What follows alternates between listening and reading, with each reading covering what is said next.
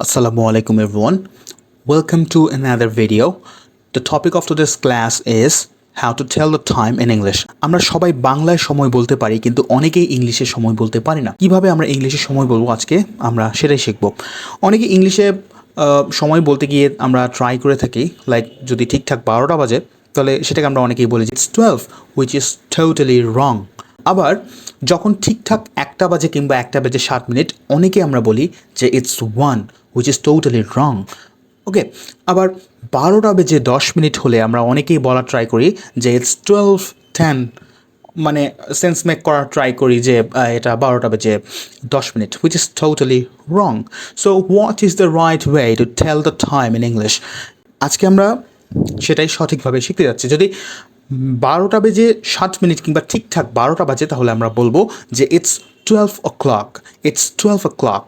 ওকে, যদি ঠিকঠাক 1টা বাজে একইভাবে আমরা বলবো যে it's 1 o'clock, it's 1 o'clock.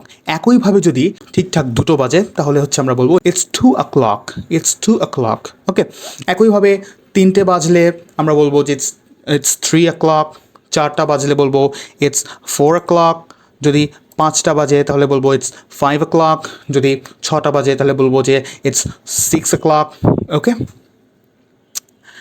So 12টা বেজে 5 মিনিট বাজলে আমরা কি বলবো যে it's 12:05? Absolutely not. আমরা বলবো যে it's 5 past 12. This is the right way to tell the time. It's 5 past 12, অর্থাৎ 12টা বাজার 5 মিনিট পেরিয়ে গেছে। 12টা বাজার 5 মিনিট পেরিয়ে গেছে। একইভাবে 10 মিনিট হলে আমরা বলবো it's 10 past 12, লাইক 12টা বাজার 10 মিনিট পেরিয়ে গেছে। একইভাবে 12টা বেজে 15 মিনিট হলে বলবো যে it's 15 past 12. Absolutely not.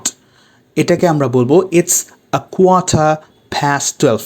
It's a quarter past 12 because quarter মানে হচ্ছে 4 ভাগের 1 ভাগ, তাহলে হচ্ছে 4 ভাগের 1 ভাগ চলে গিয়েছে। 12টা বাজার 4 ভাগের 1 ভাগ হয়ে গেছে। ওকে, যখন 20 মিনিট হয়ে যাবে তখন আমরা বলবো it's 20 past 12. 25 মিনিট হয়ে গেলে বলবো it's 25 past 12. যখন 30 মিনিট হয়ে যাবে তখন কি আমরা বলবো যে it's 30 past 12?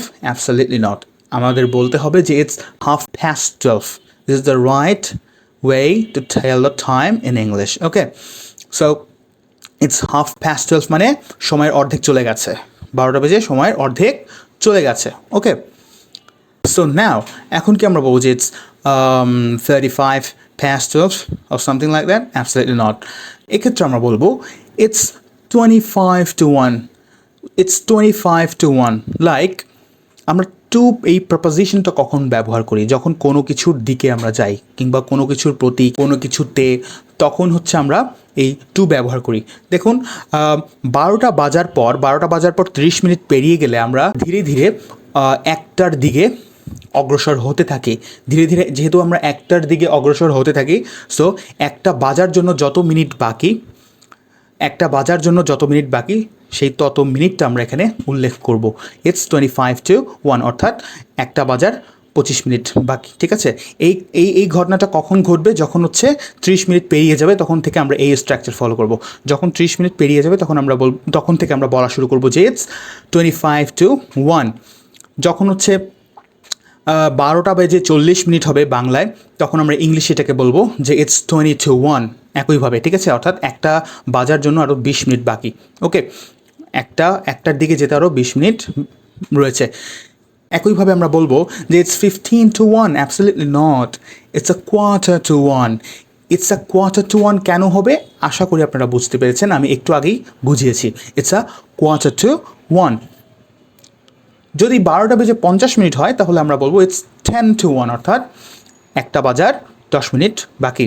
ওকে, যদি 12টা বেজে 55 মিনিট হয় তাহলে হচ্ছে আমরা বলবো it's 5 to 1, অর্থাৎ 1টা বাজার 5 মিনিট বাকি। এবারে আসি যে ঠিকঠাক 1টা কিংবা 1টা বেজে 7 মিনিট হলে আমরা বলবো যে it's 1 o'clock. It's 1 o'clock. আশা করি বুঝতে পেরেছেন। এখন থেকে আপনারা এভাবেই, যদি কেউ ইংলিশে টাইম জিজ্ঞেস করে যে হোয়াটস দ্য টাইম নাও, আপনারা তখন এভাবে উত্তরগুলো দিতে পারেন। ধন্যবাদ। ভিডিওটা ভালো লেগে থাকলে don't forget to subscribe. Thank you.